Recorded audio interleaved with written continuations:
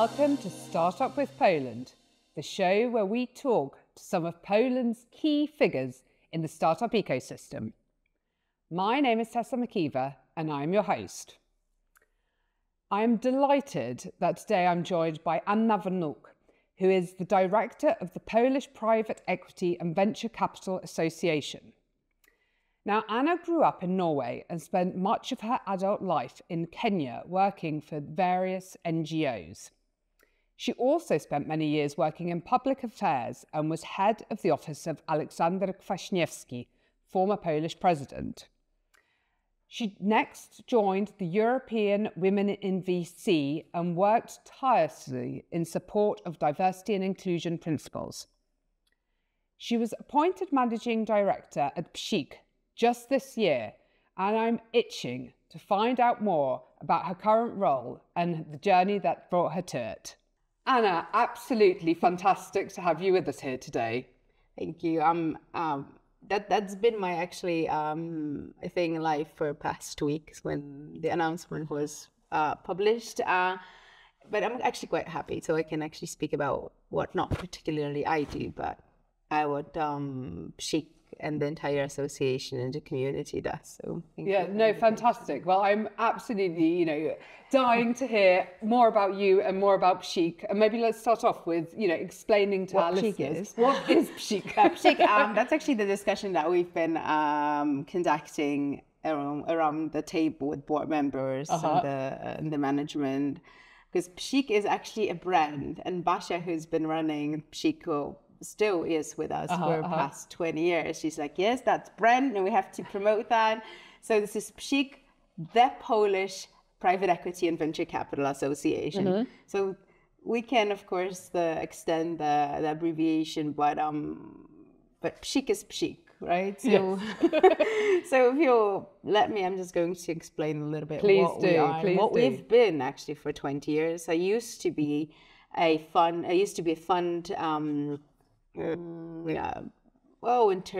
investor relations manager or some other functions, which was part of PSIK. So I actually know PSIK from the other side a little bit. So, but 20 years is very hard to actually explain in a very short conversation that we are having. But this is an association that brings together the private capital market. So something that's very well known worldwide, but in Poland, it's relatively new. So it started 20 years ago with the very first private equity fund, I think it was enterprise investors, showing up here in Polish ground and saying, hey guys, I'm going to show you how to use that alternative asset class to grow your market. And that's how PSIK actually all started to evolve. It was born. It was actually born together. Well, because you know how that works. You're a community builder. So, if you have one voice, it's never as strong as a voice of all. So that's how the association has been growing for 20 years. And it started, I think, off with 20 members. And right now we are 151 or 2. I think we just onboarded another one. Wow. Another one. And of course, it's only 50 funds, but not only as there's they don't want to join PSIK. It's just that the market is still quite small. But we have a lot of associated members. That's investors, banks, law firms, strategic partners, M&A advisors. So when you look at that, everybody that does investment in Poland is, and that's something that's quite of an achievement for 20 years to be so vocal, to say, hey guys, come on board, work with us. So that's what I actually became and what I became a part of lately. So PSIK Association, I think, a little bit of a educational platform. That's how I say, and that's how I describe who we are. And as education is, I think it has 2 definitions. First is promoting, first of all, the asset class. Second of all, the our market, not only Polish, but the Central and Eastern European one abroad, and showing that, hey, this is still a very, very great place to invest and bring new capital. Fantastic. So you're doing, I know you're a part of those people keeping fingers crossed and hopefully benefiting from that at some point. But yeah, I mean, this is this education and going, promoting, being this advocate. Oh, I love that word in English. I love it as well. Polish, it does have actually the translation for that, but it's not as cool as advocacy. So this is what we do abroad. Plus, we have to have a lot of work put on educating the local stakeholders, local LPs. That's one of the big problems that we've been facing. So lack of interest from local LPs, such as insurance companies, such as family offices, to particularly invest in that asset class, right? So that's what the education is for us, and of course upskilling, and a lot of cool things that we do for the young generation to come to work with us in PVC sector. So that's educational platforms, knowledge sharing. You cannot imagine how many meetings actually we have to come, and you have to look for them in your calendar. Yeah, we just stop. We put a big dot. It's like no more until the end of the first half, because we keep meeting each other all the time. But this is what really we are, just to exchange knowledge, exchange So you're really networking, bringing that network together. The network has been there forever, and I guess a lot of people already understand the power of networks. Well, increasingly so, which I think is fantastic, because I'm private equity, venture capital, this alternative asset class is a very unique part of the sector of the market. It's a very unique sector. I think it would be, I don't want to use the word elite, but it's a little bit. We're always first, right? We're always first in understanding. In every growing and developing market, we are actually always first to understand the power of network, the power of relations, the power of advocacy outside, right? And very important, and this is what PSIK also focuses on, the professional standards and keeping that, not only the European standards, but keeping the right conduct of business. Being, up to trends such as ESG, CSRD, and all of those things that we've already known. And the market, the other parts of the market, just starting to learn. So that's what PSIK. I would, I think, spend hours to tell you what exactly we do. We run, as you know, an awards gala every year, and that's something I thought it was just awards giving, but people are actually, the market is actually looking to be on shortlists, to see where the next trends are coming as well. Yeah, but this is, this is a very fair process. It's not like, just awards giving to anybody that comes in. It's a fair process. We have jury members. They sit around, talk about whom to award with this year's statuette. So, and it's going to happen in June. And on that, we have a lot of other things to promote outside, like case studies and companies that's been existed with the spectacular results in return. So that's what PSIK is. If you have any very detailed questions, very happy to answer that. They were absolutely fantastic. I mean, I can, sense the energy and the huge amount of activity that you're doing, which is fantastic. But that's cool. I mean, absolutely. You are given an opportunity to step in after 20 years of very good job that has been done with the team, by the team. And then you're like, okay, that's awesome. The market is growing. You have a lot of people that really want to work with you. And that's the energy that sort of, you take on your shoulders, and you're like, okay, let's do it. So pretty much you just have to manage that, put the puzzles together and plan the next year. Fantastic.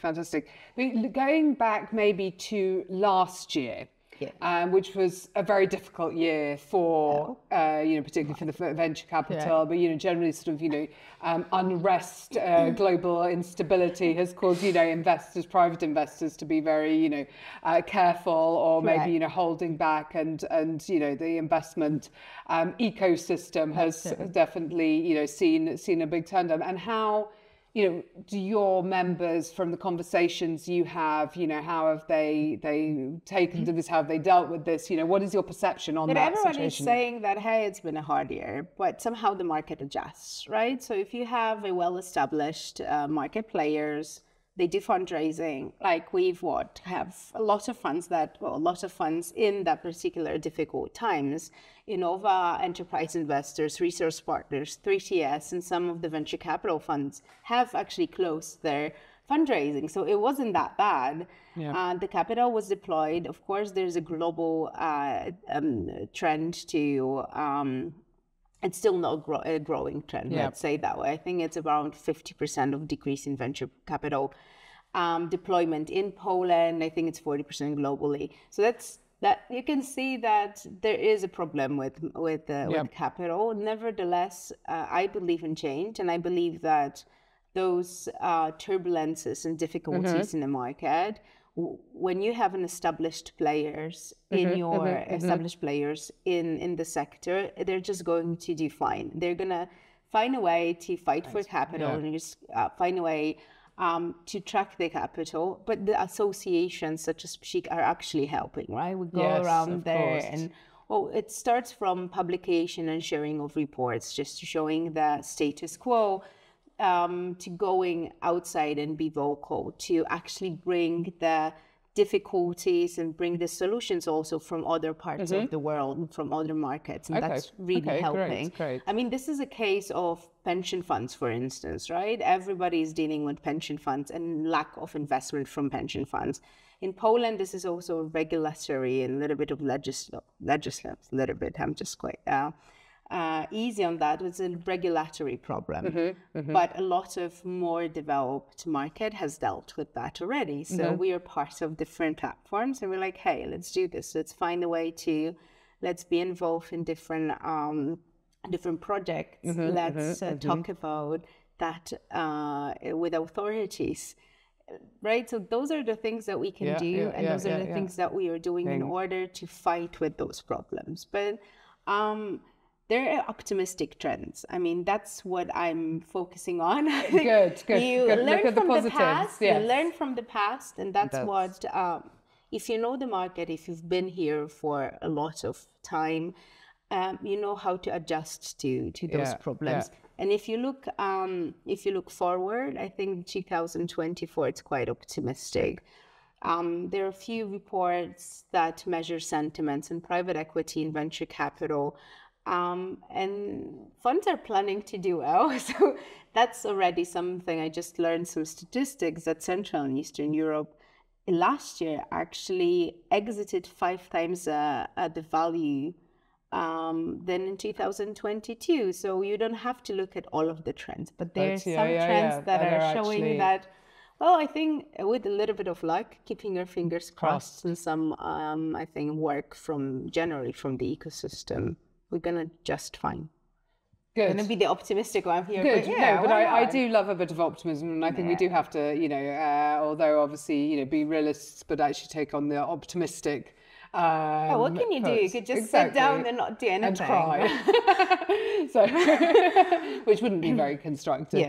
But I mean, I've been talking to, as you know, various people from the wider startup ecosystem or innovation ecosystem in Poland. That's actually a very good word. I know. I prefer that because I think it encompasses more of the spirit, that we're for purpose, right? Yes, and certainly, I've spoken to people, to startup founders, to investors, to people who represent various, incubators, etc., corporates as well.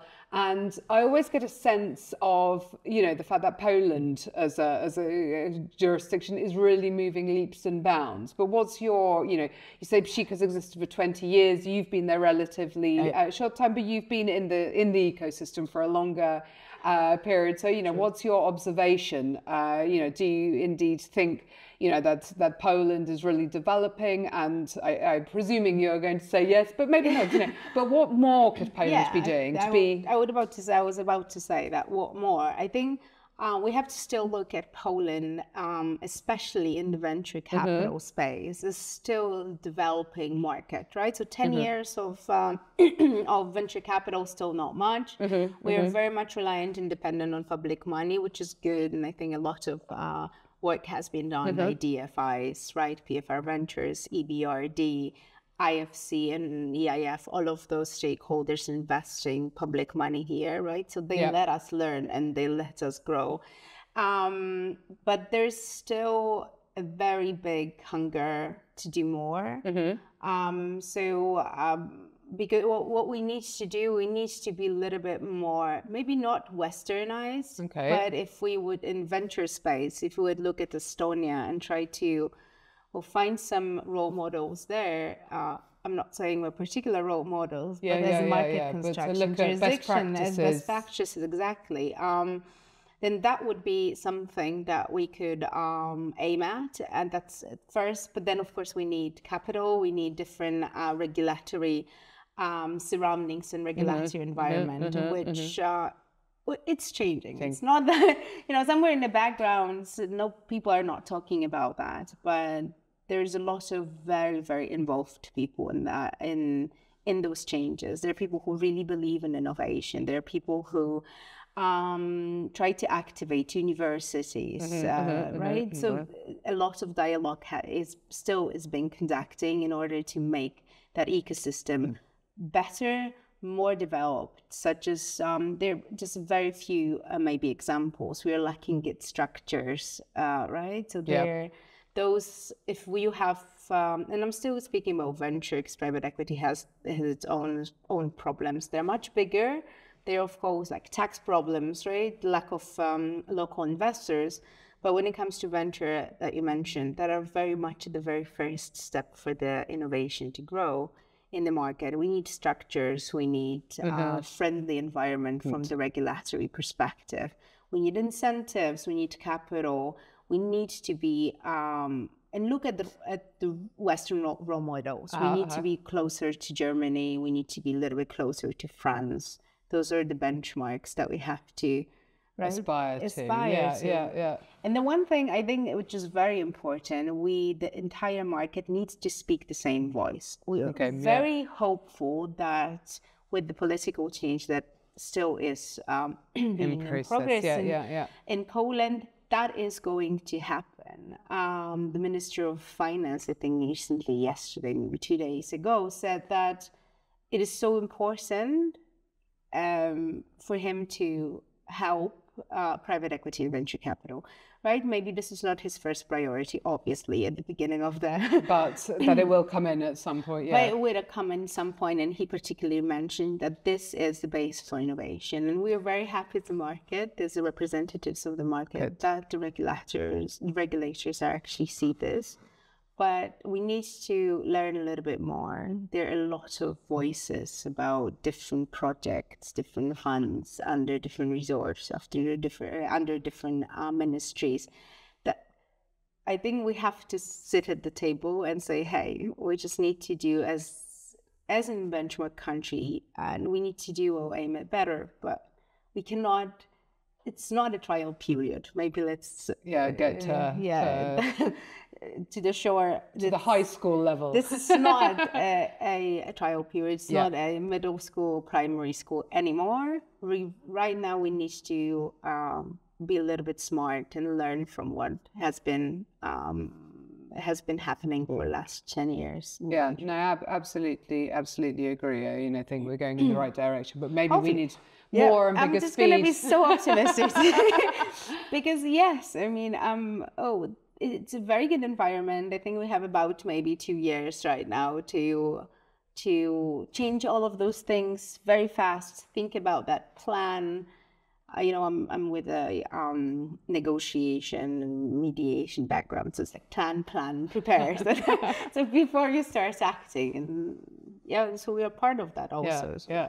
Anna, I was really fascinated as well to discover that you had previously been head of community at European Women in VC platform.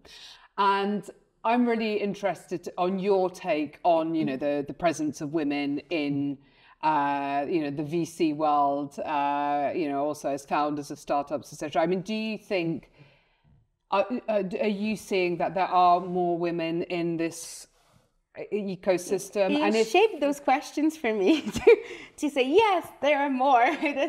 No, but I wonder, are there genuinely more? Because for example, I don't see a huge number myself. I mean, there are some, but there's but I'm wondering what is this industry open more and more open to women? You know, I say that in a way that you can say yes or no, but, you know, I mean, I mean that very open-endedly. Optimism is one thing, but the second thing is statistics. And I think even the third thing is observation, right? So this is it's part of the answer to your question. First of all, statistics. I even looked at the reports published by European Women in VC, plus there has been a report published on private equity with PSIK a few years ago. Okay. And we were stuck around 20%, maybe a little bit more, or female presence in private equity and venture capital funds. But that's not the statistic that we really want and we are looking at, right? Because, I mean, there are women, but for a very small sector, such as private investing, it's the question of how much firepower, dry powder those female presence have. Exactly. Because I'm wondering what roles necessarily, you know, those.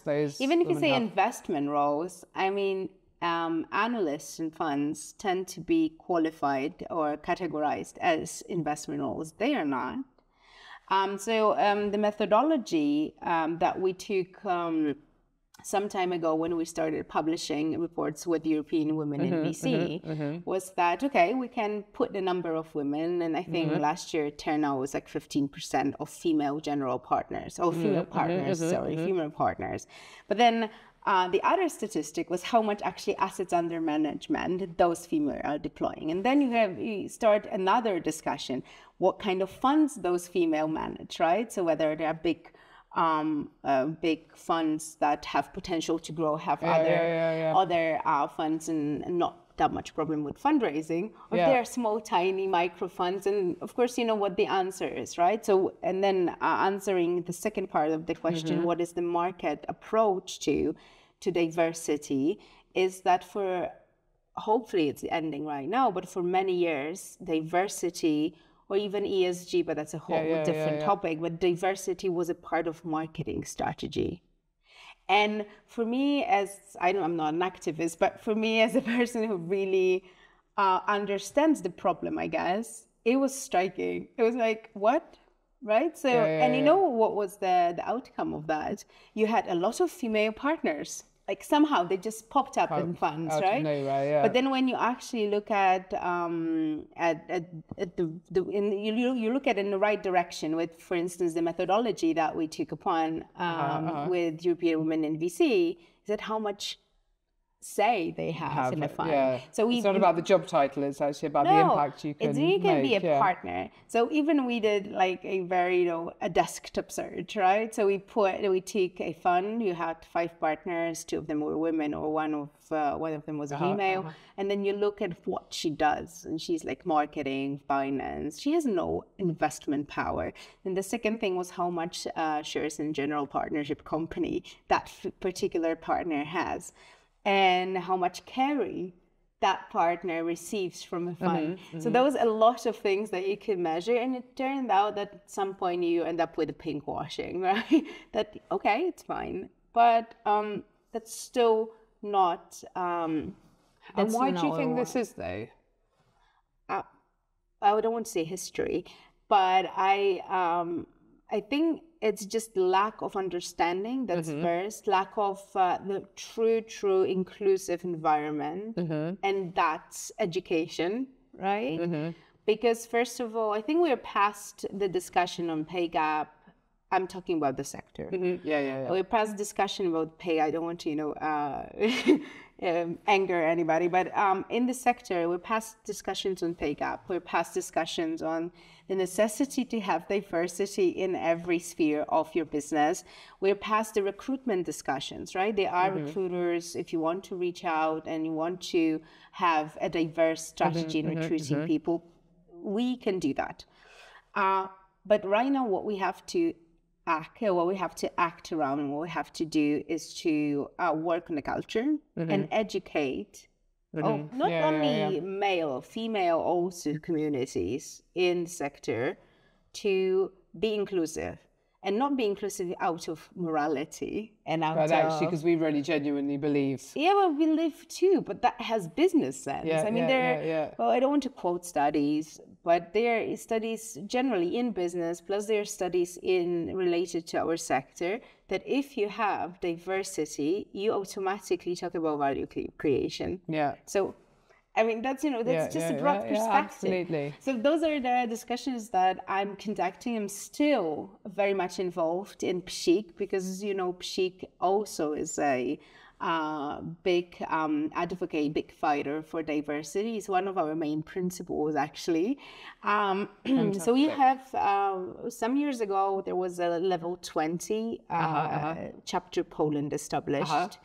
And luckily this year, we actually became a CEE hub for level 20, as Poland is the biggest market of private equity in the region. We are having in mid-March, we're going to have the lunch event.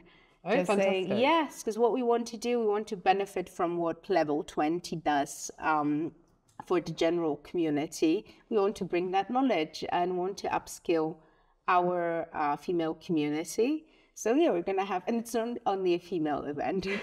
So it's inclusive. It's very inclusive, and we want to invite, we've already invited a lot of speakers. We invited quite a few LPs to talk about what diversity means for them when they're looking for. Fantastic. Well, I really look forward to that I think we're on the list. Good, I hope so. Yeah, if not, I'm going to be sending another invitation next week. So absolutely, you should come and see. Yeah, no, I would love to. And Anna, I mean, huge congratulations, obviously, on the promotion that you received, the beginning of this year. And, I'm really excited to learn, probably you are still, strategizing, but, what are your key objectives for your tenure as, managing director? Oh my God, I think when it comes to terms, I think I'm going to be here for 20. But that's so cool. Apart from this community building, absolutely lovely networking and lovely knowledge sharing opportunities, because we do have them, and a lot of eager people to do that.